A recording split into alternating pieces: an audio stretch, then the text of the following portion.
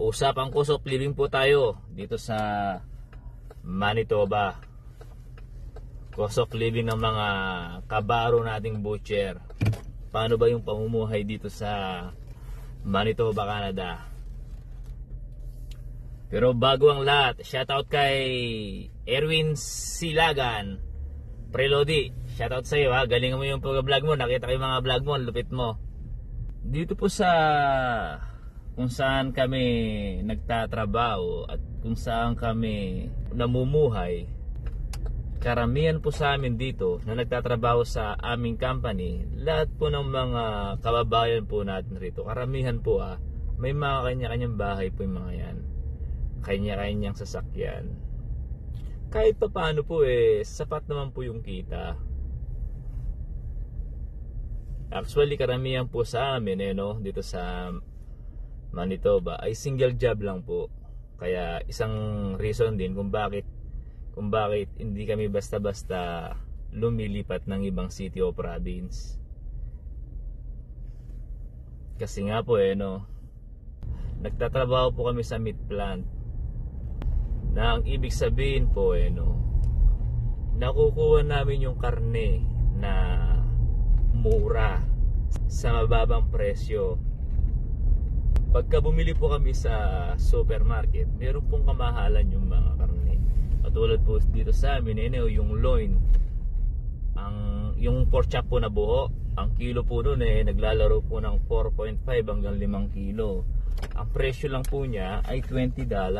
Isipin mo yun, 5 kilo, $20 lang. Kung apat lang kayo sa pamilya, di nyo na maubos yun sa isang linggo. Ano pa ba? Yung mga kwarto po rito, yung mga room for rent, kahit pa paano meron pong mga 200 hanggang 300 isang kwarto.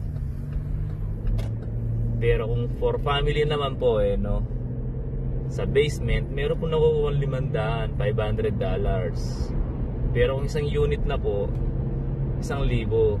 Meron pong 3 kwarto yun. Dati po napakamura ng mga bahay dito 5 years ago, 10 years ago, lalo na po yung mga 15 years ago. Nagre-range lang po sila ng 60, 70 hanggang 80. Gaya po ng sa akin nakuha ko po yung bahay ko 6 years ago. Nagkakahalaga po ng 140,000. Pero kung ngayon po bibili yung bahay na yun ang value market na po ngayon ay 230.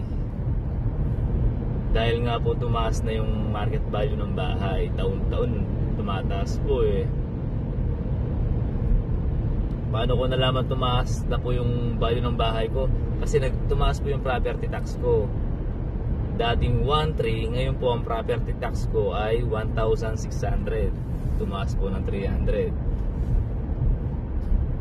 Magkano naman yung mortgage mo? Ang mortgage ko po ay nasa 700 sa buwan.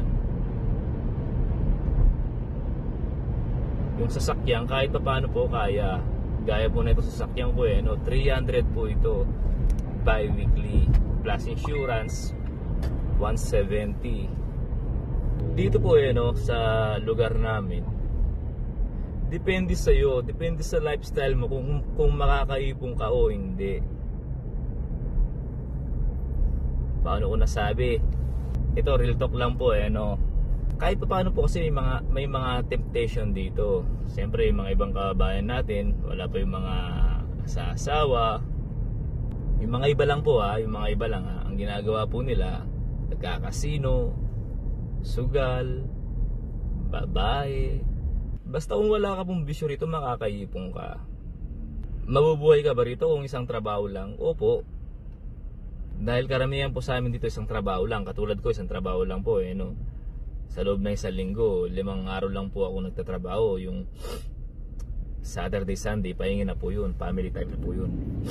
Ito po pagdating po kasi sa labas ng company namin, paglabas po ng office marami na pong sideline na naghihintay sa labas.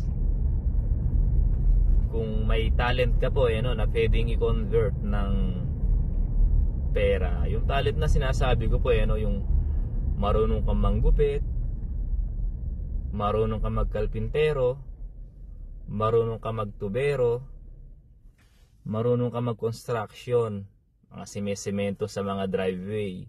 Napakalaki po ng bayad dito niyan. Gaya ko po no, minsan pagka maluwag po talaga ang oras, ay sumasama akong nagbububong. Nagpapalit po kami ng mga shingles. Sinasama ko ng mga tropa. Minsan naman po ay nagko-construction. Minsan naman po nagpapaluto ang mga tropa. Siyempre may talent fee po yun. Marami pong pwedeng pagkakakitaan pagka nasa labas ka ng company. Lalo na kung permanent residence ka na. Nagana sa part-time. Kaya hindi ka basta-basta maubusan ng bala rito kung masipag ka lang. Kung hindi ka po masyadong palagastos, makakasave ka po talaga. Actually, napakadali lang po talagang bumili ng bahay rito. Ang mahirap lang po dito ay yung mag-iipon ka ng 5% down payment plus po yung closing fee ibabayad mo sa attorney. Tulad po sa akin, 6,000 din po yung down payment ko. Tapos yung closing fee po nagbayad po ako ng 4,000 yung closing fee.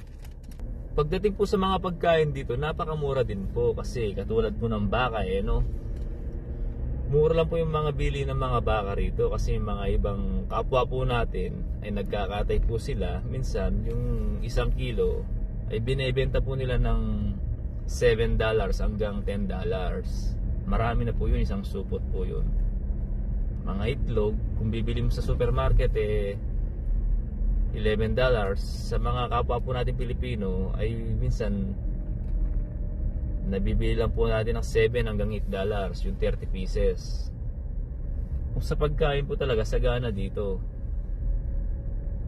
Sabi ko nga, mawawalan ka rito kung meron kang bisyo. Pero kung wala ka na ng bisyo, papaldo ka talaga rito. Magkukulang ka lang rito kung hindi mo alam saan dadalhin yung pinagkakakitaan mo. Pero kung marami ka pong sideline dito, sigurado makakaipon ka, mabilis kang makaipon.